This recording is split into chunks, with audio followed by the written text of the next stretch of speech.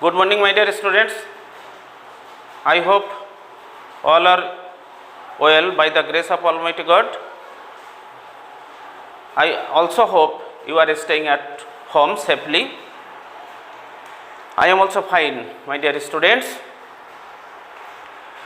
I am very happy to receive your homework last day. Many of my students have done my homework. Really, I am happy. Today I shall take you another class of completing sentence. I shall teach you today rest of the part of completing sentence. I hope all of you are ready in front of me, and I shall start the class just now. So, let's start. In last day I taught you conditionals, three conditionals: first conditional, second conditional, third conditional, and after conditional I have taught you another rules. I shall teach you after the class. After the previous class, firstly, I am going to as soon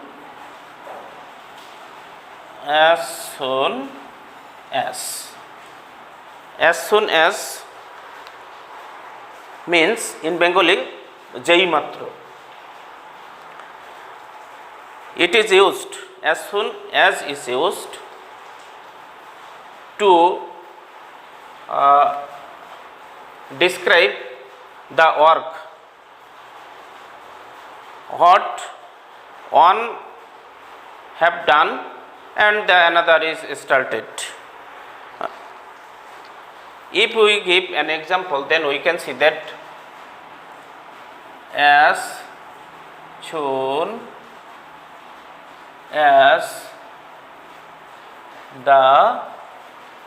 as soon as the bell rang, we entered the classroom. We entered the classroom. Entered into the classroom আমরা লিখতে পারি we entered into the classroom. So we can see that after one work another work is done. After the bell rang bell বাজার পরপরই বা সাথে সাথেই, bell বাজার সাথে সাথে একটা কাজ হতে না হতে আর একটা কাজ হয়, এরকম বোঝালে as soon as ব্যবহৃত হয়। as soon as the bell rang, যেই মাত্র ঘন্টাটি বাজলো, we entered into the classroom. Okay, thank you. This is the example of as soon as.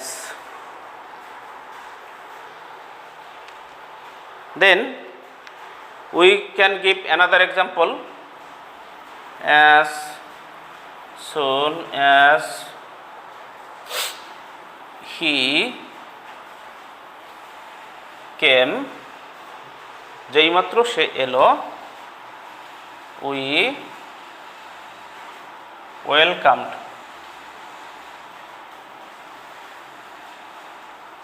welcomed him. Yes, if you practice you will do. It's not impossible, it's rather possible. So you will try more, you will learn more of as soon as. Then comes another rule: if we use the sentence as soon as positively, then no sooner will be negative. No sooner. As soon as is positive. If we do it negative, then it may happen. No sooner had dot dot dot dot then dot dot dot dot dot. অর্থাৎ এখানে কিছু একটা হবে, আমরা সেটা দেখতে পারছি পর্যায়ক্রমে। আর নো সুনারের মতো আরও একটা সেন্টেন্স আছে, নো সুনার ব্যবহার করলে যা হয় ঠিক সেরকমই গঠন। আমরা লিখতে পারি হার্ডলি হ্যাড, তারপরে হোয়েন ডট ডট। আমরা একটু লিখি, খাতায় সবাই লিখো। লেখার পরে আমরা আস্তে আস্তে বুঝে নেব। আগে উদাহরণটা দিয়ে নিচ্ছি। স্কার্সলি হ্যাড হোয়েন, এখানে বিফোরও লেখা যেতে পারে, তবে আমরা হোয়েন লিখলেও হবে। তো my dear students, you have to always remember that this part will be past perfect tense, past perfect, and another part will be past indefinite, past perfect and past indefinite. আমরা জানি, we know past perfect এর গঠন হলো subject plus had plus ভার্বের past participle বা V3 আমরা বলতে পারি। আর এখানে পাস্ট ইনডেফিনিটের গঠন হচ্ছে প্রথমে একটা সাবজেক্ট হবে, সাবজেক্টের পরে ভার্বের 2 নম্বরের ফর্ম, আর 2 নম্বরের ফর্মটাই হলো পাস্ট ফর্ম। সো আমরা পাস্ট পারফেক্টের গঠন আর পাস্ট ইনডেফিনিটের গঠন আমরা জেনে নিলাম। এর সাথে আর যদি কিছু থাকে সেখানে আমরা সেটা বসিয়ে দেব extension. Can you guess? Yes, thank you. এবার আমরা যদি এগুলোকে একটা করে উদাহরণ দেই তাহলে আমরা ভালো করে বুঝতে পারবো আমরা কি লিখলাম। স্ট্রাকচার লিখলাম no sooner had, hardly had, scarcely had এর ব্যবহার করে। এবার আমরা কি করব, উদাহরণ দেব। ওই আগের যে সেন্টেন্সটা লিখছিলাম সেটা কি লিখেছিলাম, অ্যাজ সুন অ্যাজ লিখেছিলাম। আমরা তাহলে এবারে কি লিখব, নো সুনার হ্যাড। আমাদের মনে রাখতে হবে সাবজেক্টের পরে হ্যাড, কিন্তু এই 3টা জিনিস থাকলে নো সুনার, হার্ডলি, স্কার্সলি থাকলে সাবজেক্টের আগেই সেটা বসে। কার সাথে বসে, নো সুনারের সাথে, হার্ডলির সাথে, স্কার্সলির সাথে এরা বসে। তো আমাদের কি করতে হবে, যা করতে হবে তা হলো প্রথমে নো সুনার হ্যাড বসালাম, তারপরে আমরা একটা সাবজেক্ট দিলাম we, no sooner had we,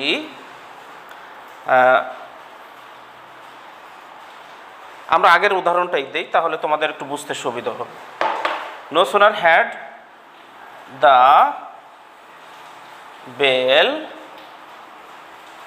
রাং, তারপরে কি হবে, এই যে আমরা একটা ড্যাশ রেখেছিলাম, ব্ল্যাঙ্ক জায়গা রেখেছিলাম, এই ব্ল্যাঙ্ক জায়গাটায় আমরা কি লিখলাম, দ্য বেল রাং, এই অংশটুকু লিখলাম। এরপরে আমরা কিন্তু আগেরও জায়গায় একটা কমা দিয়েছিলাম, আর এখানে একটা দ্যান আছে, দ্যান থাকার কারণে এই কমাটা হবে না, এখানে দ্যানটাকে লিখতে হবে। দেন তারপরে কি হবে, then the students, the students entered into the classroom, entered the classroom, into the classroom, the classroom.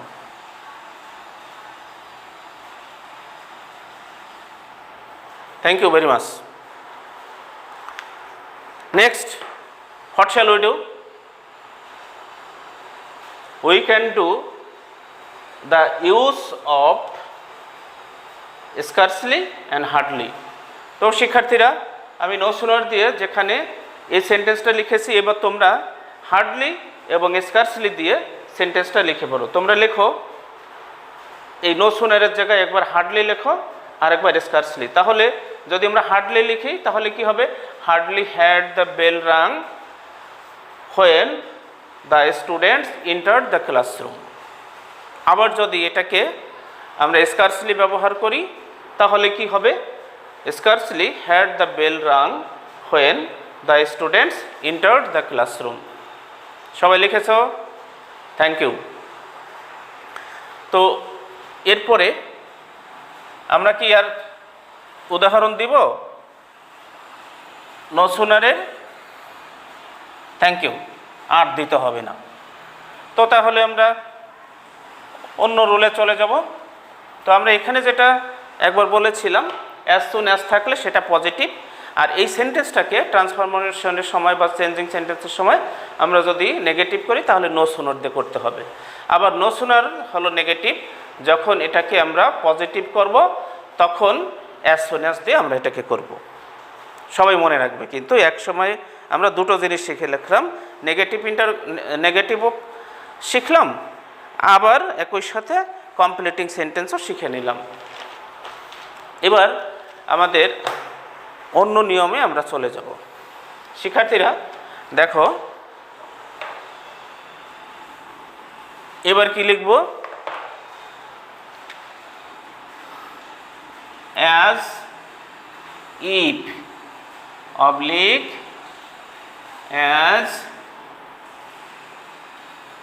As though, as if oblique as though. আমরা এর বাংলাটা এমন লিখতে পারি, যেন, এমন হতে পারে, যেন। হ্যাঁ, তো আমরা যদি যেন বলি, তোমরা যেন দিয়া একটা সেন্টেন্স গঠন করতে পারবে? ইয়েস, সে এমনভাবে কথা বলে যেন সে সব জানে। তো আমরা এই সেন্টেন্সটাকেই একটু বোর্ডে লিখে ফেলি। তো লেখার আগে আমরা লিখেই ফেলি, হি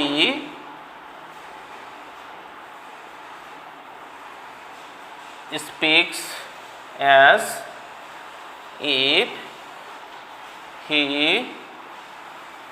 নিউ এভরিথিং। আমরা একটা বাক্য লিখে ফেলছি, সবাইকে দেখতে পাচ্ছ? অ্যাজ ইফ, অ্যাজ দো এর দুটোরই সমান কথা, সমান অর্থ। অ্যাজ ইফ থাকলেও যায়, অ্যাজ দো থাকলেও তাই। অ্যাজ ইফ থাকলে আমরা যা লিখব, he speaks as if he knew everything. এখন আমরা যে জিনিসটা খেয়াল করব তা হলো, এখানে প্রেজেন্ট আছে বা প্রেজেন্ট ইনডিফিনিট আছে, এবং এখানে he knew everything past indefinite আছে। তো বন্ধুরা তোমরা একটু লিখে নাও নোট করে, যে অ্যাজ ইফ এবং অ্যাজ দো এর আগের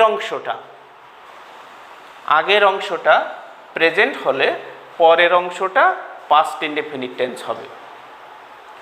আগের অংশটা প্রেজেন্ট হলে পরের অংশটা পাস্ট ইনডেফিনিট টেন্স হবে। Thank you. এরপর আরেকটু সাথে সাথে লিখে রাখতে হবে যে আগের অংশটা, প্রথম অংশটা অর্থাৎ অ্যাজ ইফের আগে যদি পাস্ট ইনডেফিনিট থাকে তাহলে অ্যাজ ইফের পরে পাস্ট পারফেক্ট টেন্স হবে। অ্যাজ ইফের আগে যদি পাস্ট ইনডেফিনিট থাকে, অ্যাজ ইফের পরে পাস্ট পারফেক্ট টেন্স হবে। Thank you. তাহলে আমরা পাস্ট পারফেক্ট টেন্সের একটা উদাহরণ লিখে ফেলি। শি, এবার আমরা একটু শি দিচ্ছি। শি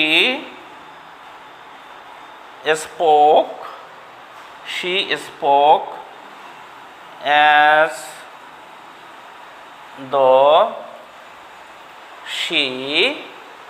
এই দেখো এখানে কিন্তু স্পোক পাস্ট ইনডিফিনিট, আর আমরা এখানে অ্যাজ ইফ না লিখে এবারে অ্যাজ দো লিখলাম। তো তারপরে এখানে ছিল হি নিউ এভরিথিং, আমরা এখানে লিখব she perfect tense. She had known everything.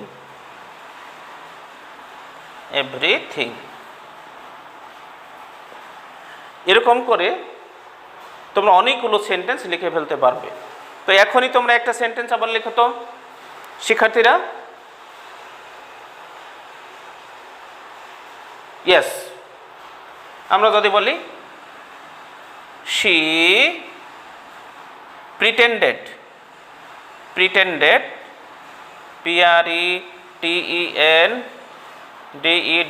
she pretended as though, সে এমন ভান করেছিল যেন she had known everything, known everything. Okay, thank you. Next, আমরা আরেকবার একটু এটাকে আলোচনা করি। As if oblique as though থাকলে আমাদের দুটো জিনিস হয়। প্রথম অংশ প্রেজেন্ট হলে পরের অংশ পাস্ট ইনডিফিনিট টেন্স হবে, প্রথম অংশ পাস্ট ইনডিফিনিট হলে পরের অংশটা পাস্ট পারফেক্ট টেন্স হবে। তার উদাহরণ আমরা কয়েকটা উদাহরণ দিলাম, অনুরূপ আরও তোমরা অনেকগুলো উদাহরণ দিতে পারবে। She pretended as though she had known everything, এটা হলো সে এমন ভান করেছিল যেন সে সব কিছু জানতো। আমরা একই ধরনের উদাহরণ দিলাম এই কারণে তোমাদের বুঝতে সুবিধা হবে। Thank you very much.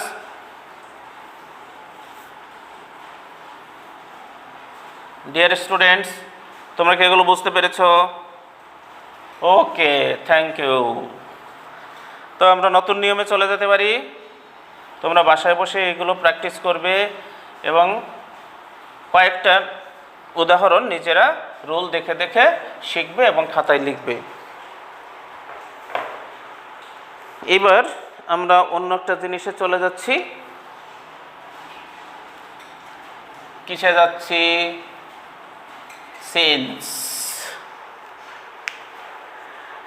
Since I was ill, I could not go to school yesterday. Since I was ill, I could not go to school yesterday. Thank you. সবাই খাতায় লিখে বলো। ওকে, এখন আমরা যে বাক্যটা দেখছি, সিন্স মানে এখানে কারণ বুঝিয়েছে। সিন্স মানে অ্যাজের মতো কাজ করেছে, অ্যাজ বা বিকজের মতো। তো এইখানে যেহেতু কারণ বুঝিয়েছে, সেই হেতু বাক্যের শুরুতে আমরা একটা বাক্য লিখেছি, since I was ill, conjunction হিসেবে ব্যবহৃত হয়েছে I could not go to school.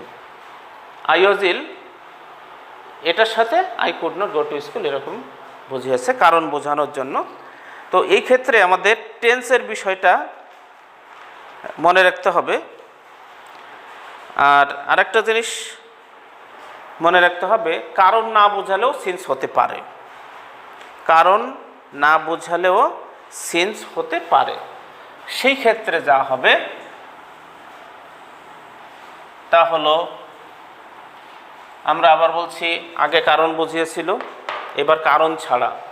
এবার কি বোঝাবে? আমরা এরকম একটা জিনিস ধরে নিই, মাঝখানে সিন্স, এই হলো প্রথম অংশ, এই হলো পরের অংশ। শিক্ষার্থীরা সবাই একটু দেখে নাও। ইয়েস, মাঝখানে সিন্স, বাম পাশে ফাঁকা, ডান পাশেও ফাঁকা। এবার আমরা এইভাবে বুঝে নেব, যদি এইখানে প্রেজেন্ট হয়, PRESENT, যদি এখানে প্রেজেন্ট হয় তাহলে এখানে হবে পাস্ট ইনডেফিনিট। আচ্ছা, এবার এখানে যদি পাস্ট ইনডেফিনিট হয়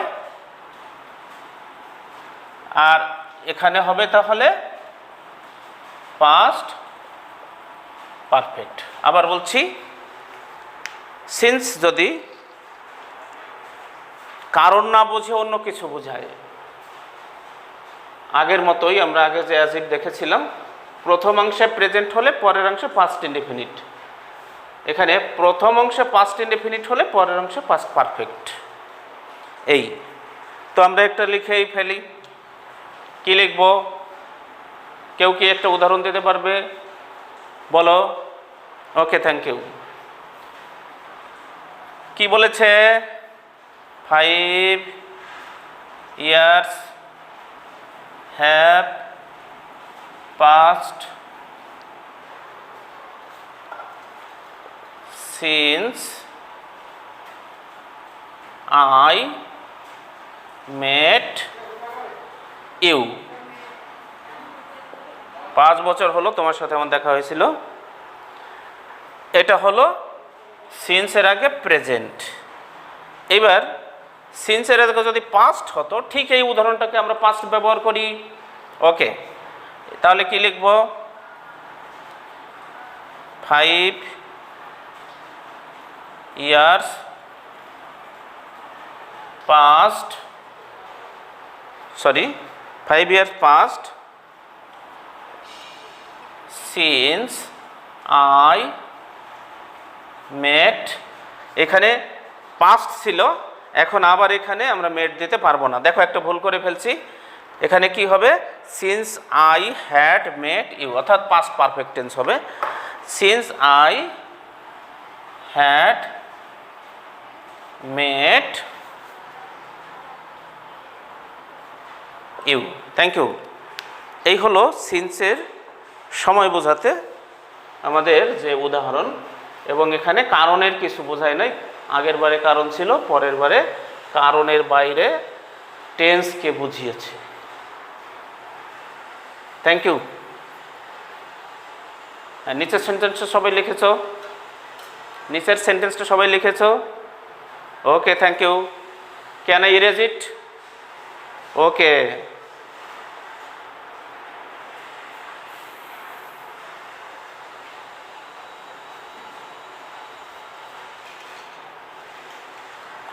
ইয়েস, আমরা তাহলে এবার অন্য উদাহরণে যাই। এবার যাচ্ছি সো দ্যাট, বাক্যের মাঝখানে বসে। হ্যাঁ, এখানে সো দ্যাট মানে আমরা লিখতে পারি যাতে বা যাহাতে। যাতে হলো চলিত, যাহাতে সাধু, একই কথা। আমরা পড়ালেখা করি যাতে আমরা জিপিএ 5 পাই। আমরা কঠোর পরিশ্রমকারী যাতে আমরা উন্নতি লাভ করতে পারি। এই হলো যাতে শব্দটার বাংলা উদাহরণ। এখন আমরা কঠোর পরিশ্রম করি যাতে আমরা জিপিএ 5 পেতে পারি, আমরা ভালো রেজাল্ট করতে পারি। এরকম একটা উদাহরণ আমরা আগে লিখে ফেলি। We work hard, so that থাকলে এটাই কনজাংশন, আর এখানে কমা হবে না। We work hard so that we can prosper in life. Prosper in life. আমি আবার বলছি, we work hard so that we can prosper in life. তো এখানে আমরা একটা জিনিস খেয়াল করব, সবাই একটু মনেও রাখবে একই সাথে। সেটা হলো সো দ্যাটের আগে যদি প্রেজেন্ট হয় তাহলে এখানে ক্যান বা মে বসবে, ক্যান বা মে বসবে। আর যদি এরকম হতো, এখানে পাস্ট টেন্স আমরা লিখেই ফেলি, we worked hard, we worked hard so that we could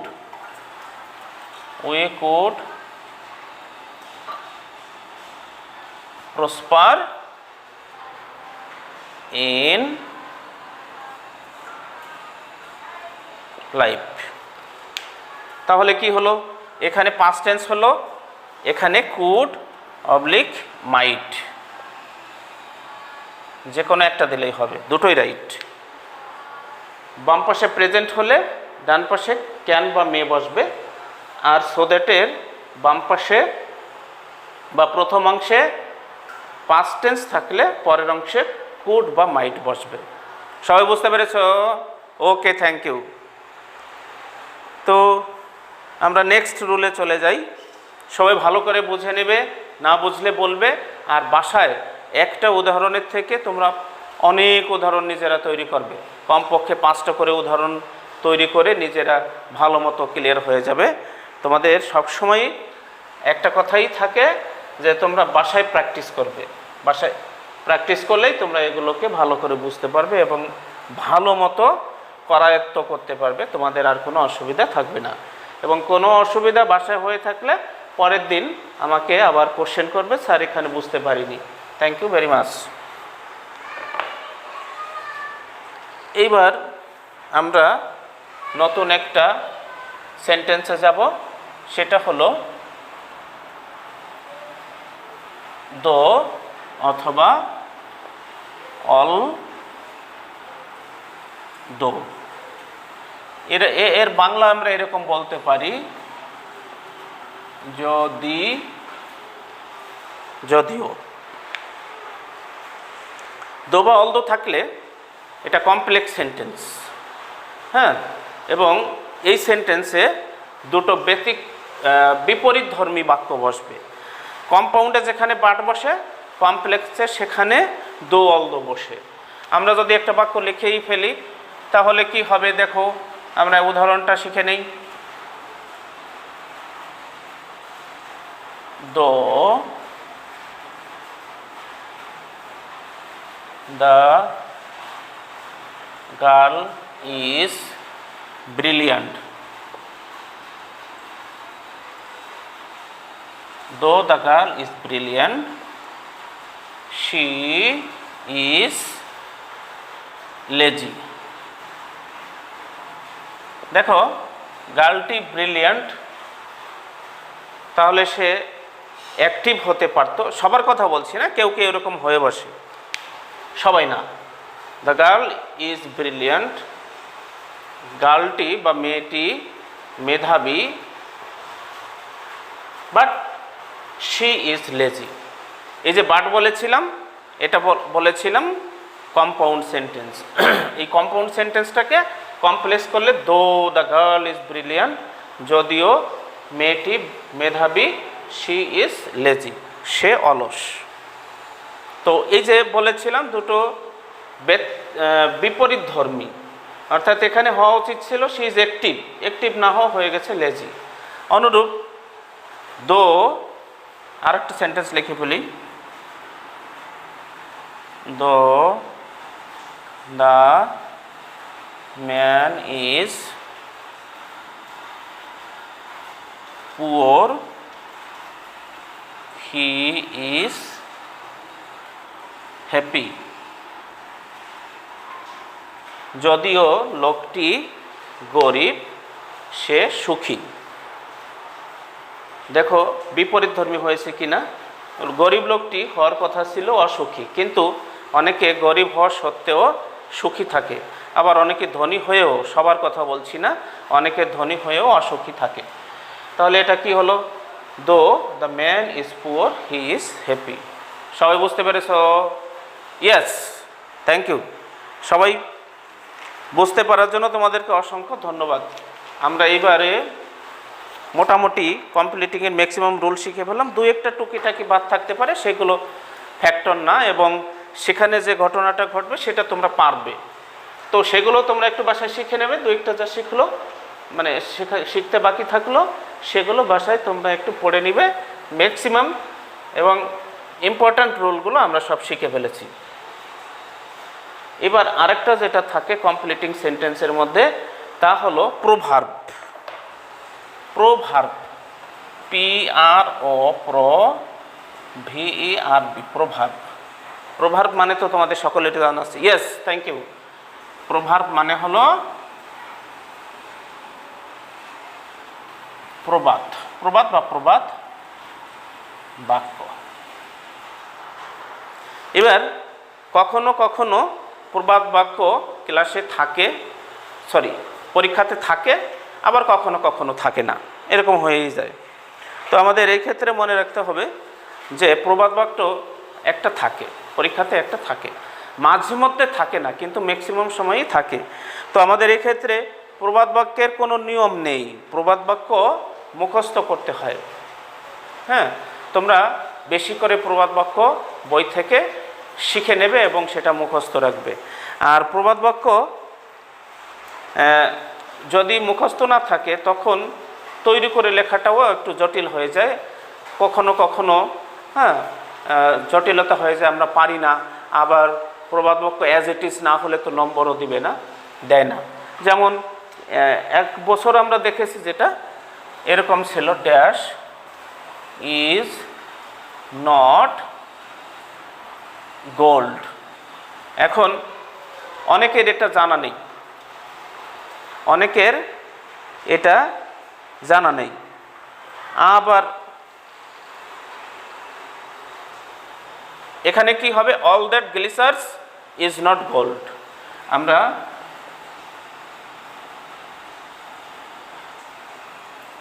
glitter বা গ্লিসার যে যেটা উচ্চারণ করে,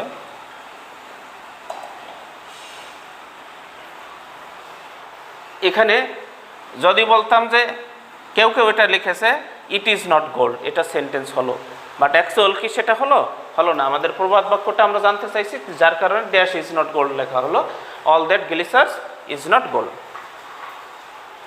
আরেকটা আমরা লিখি, সবাই লিখে নাও,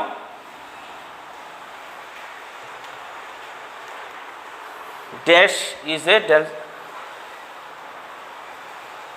dash is a dangerous thing। কেউ কেউ সহজ করেই লিখে দেয় smoking is a dangerous thing, it is a dangerous thing. হ্যাঁ, কিন্তু অ্যাকচুয়ালি আমরা জানতে চাইছি প্রবাদ বাক্যটা কি হবে। সেই ক্ষেত্রে আমরা এটা লিখব, এ লিটল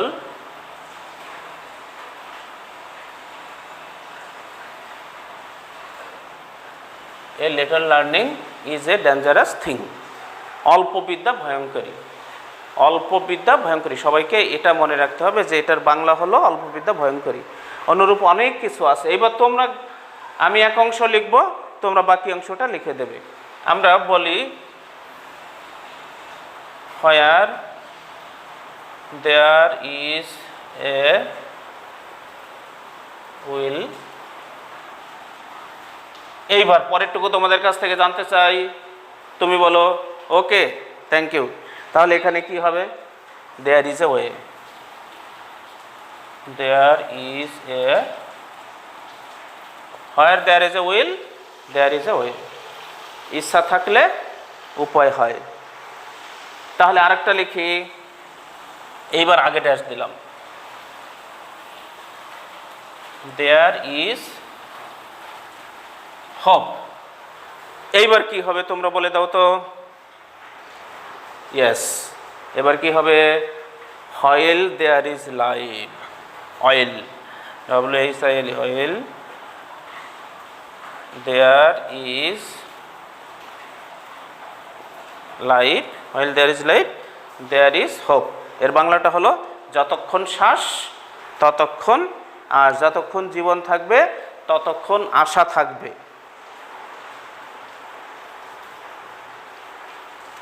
আরেকটা লিখি, এ ম্যান ইজ নন, তারপরে ড্যাশ। বাকি অংশ তোমরা লিখে ফেলো, পারবে? ওকে, আমিও লিখে দিচ্ছি, by the company he keeps. Thank you. তো শিক্ষার্থী বন্ধুরা, আজকে তোমাদের যে নিয়মগুলো পড়ালাম, আমাদের ম্যাক্সিমাম রিয়েল নিয়ম হয়ে গেল আগের ক্লাসে আর আজকের ক্লাসে মিলা, আমাদের কমপ্লিটিং প্রায় শেষ। তো এখানে আমরা কয়েকটা প্রভাব লিখেছি, বাকি কিছু প্রভাব তোমরা বিভিন্ন বই থেকে সংগ্রহ করে পড়ে মুখস্থ করবে। আর যে রুলগুলো আমি তোমাদের শিখিয়েছি সেগুলো মুখস্থ করে তারপরের থেকে বা সেখানের থেকে তোমরা নিজেরা রুল অনুযায়ী সেন্টেন্স গঠন করবে। প্রত্যেকটারই 5টা করে উদাহরণ লিখবে আর আমাকে HW করে দিবে। আর কমপ্লিটিংয়ের পরে আমরা অন্য কোনো গ্রামার নিয়ে পরের দিন আমরা হাজির হব। তো থ্যাংক ইউ ভেরি মাচ আজকের ক্লাসের জন্য। আশা করি তোমরা সবাই হোমওয়ার্ক করবে আর নিয়মিত পড়ালেখা করবে, বাসায় থাকবে, পরীক্ষার জন্য প্রস্তুতি নেবে। সামনে যতদিন না স্কুল বন্ধ, যতদিন না স্কুল খোলা থাকে ততদিন তোমাদের পড়ালেখা চালিয়ে যাবে। তোমাদেরকে এই অনুরোধ রেখে আজকে তোমাদের ক্লাস এখানেই শেষ করছি। Thank you.